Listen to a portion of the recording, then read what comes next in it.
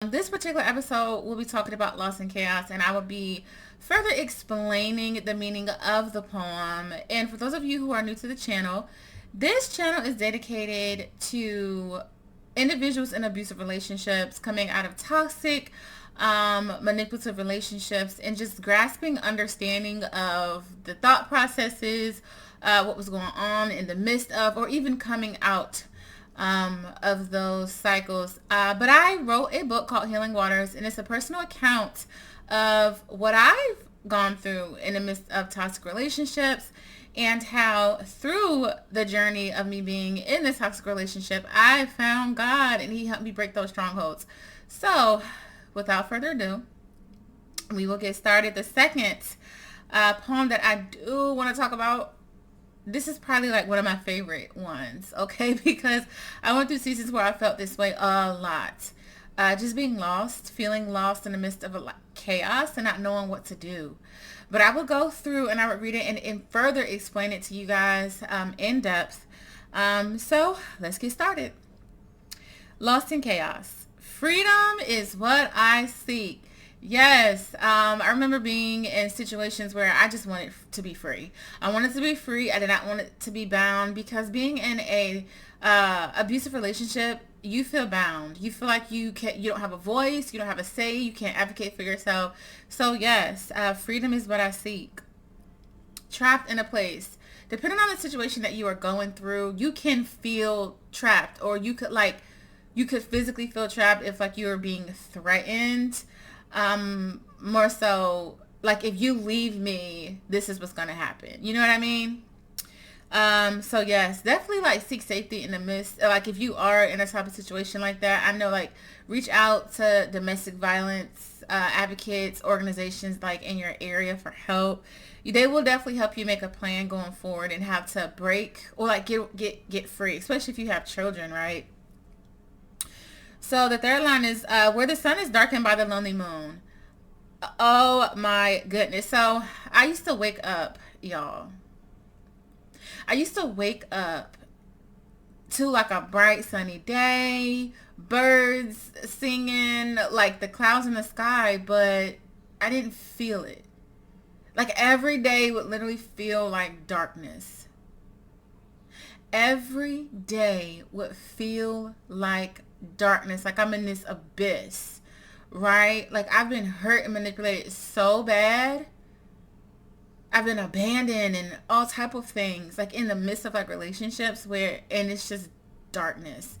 And I want to say this could even be dealing with like family dynamics, because sometimes, and I say this because I've dealt with it, and this is like part of my testimony within these pages on this book is it's all of the above, guys. It's intimate relationships, it's family type of dynamics, but yes, because you can be going through an abusive and toxic or manipulative relationship with family as well.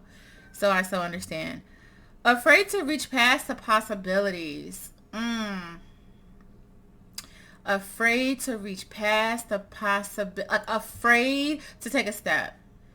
Like you're afraid, like this like perpetrator or this person in your life could have even fed you lines of defeat. Like there's nowhere else you can go. Where else you gonna go?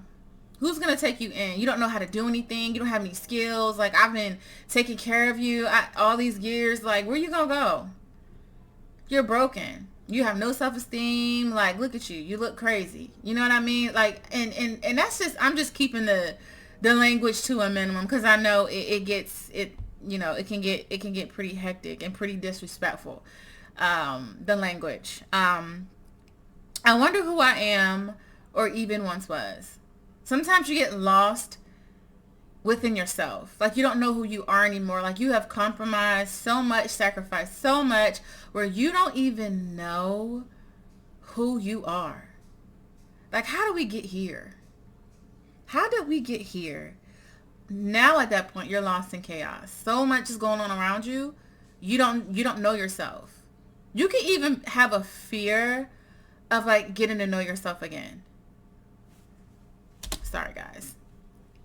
But yes, this is my new familiar. Every day is the same. You're so familiar with it. Like I said, you don't get triggered. You don't get...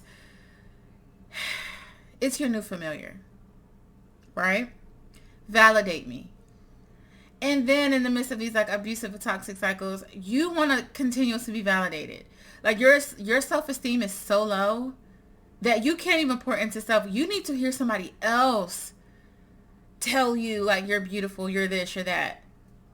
You need to hear, and sometimes you want to hear from your perpetrator. But then you ask yourself, is this true? Like, does he really mean this? Does she really mean this? You know, out with the old, in with the new. I contort and bend into this new shape. Out with the old, my old self has dissipated. In with the new, this is who this person wants me to be and become. I have contorted into a new shape. This person that's standing before me, I don't know who he or she is. Though painful and hurtful, this is who they want me to become. You actually become your abuser's desire or fantasy.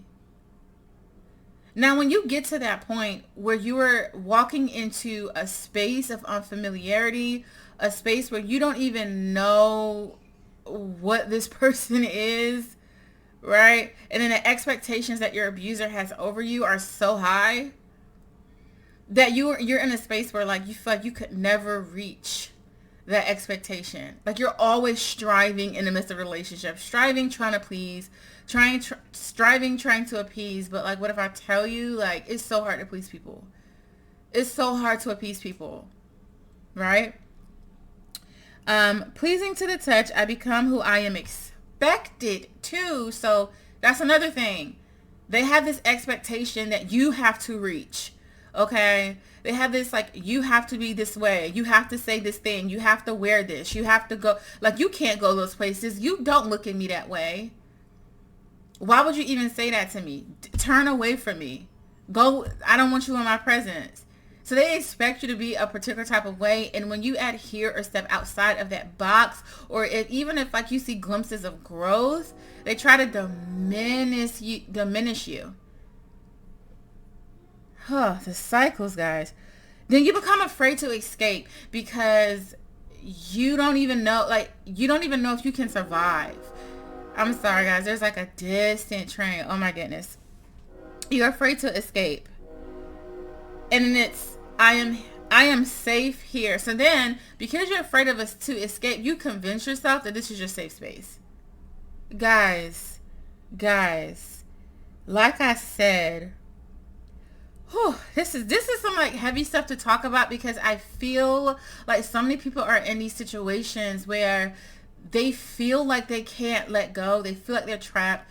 But I'm here to tell you, like, this person has manipulated you to believe that you are bound, you know, and whatever situation that you are going through, whether that, you know, people go through different situations, whether like you're with this person for financial support, or you have children with this person, or, you know, definitely seek some type of help and some plan going forward, like the best way that you can, you know, sever those ties while still remaining safe. But that's Lost in Chaos, guys. Thank y'all for tuning in. I will be doing more. I just so love this, y'all. I will be doing more podcasts pertaining to this book, Healing Waters by Me. It is available on Amazon, and the link is in the description if you do want to purchase it.